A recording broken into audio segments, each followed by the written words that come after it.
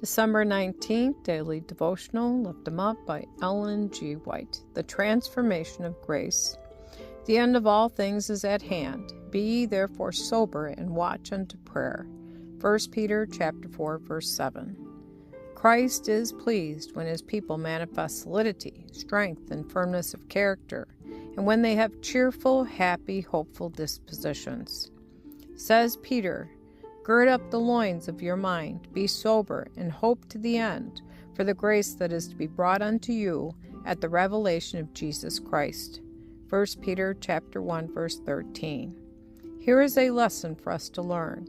Here is a work for us to do to control the mind, not letting it drift on forbidden themes or spend its energies on trifling subjects.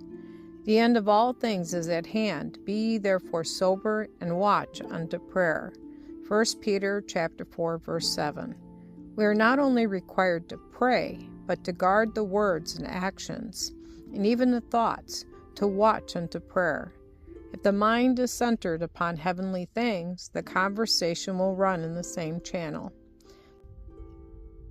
The heart will overflow at the contemplation of the Christian's hope. The exceeding great and precious promises left on the record for our encouragement, and our rejoicing in the view of mercy and goodness of God, need not be repressed. It is a joy that no man can take from us. During the waking hours, the mind will be constantly employed.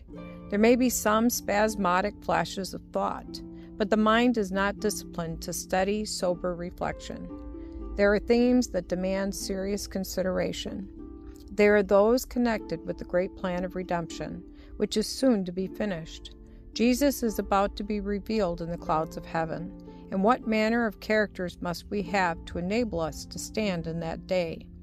By dwelling upon these themes of eternal interest, the mind is strengthened and the character developed. Here lies the foundation of that firm, unswerving principle which Joseph possessed. Here's the secret of growth in grace and in the knowledge of the truth. The religion of Christ is not what many think it is, nor what their lives represent it to be. The love of God in the soul will have a direct influence upon the life, and will call the intellect and the affections into active, healthful exercise.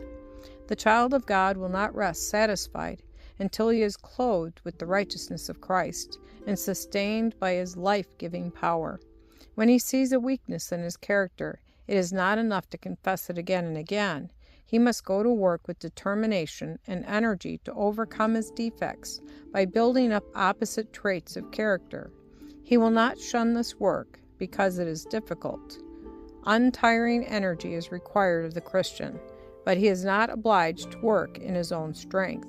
Divine power awaits his demand.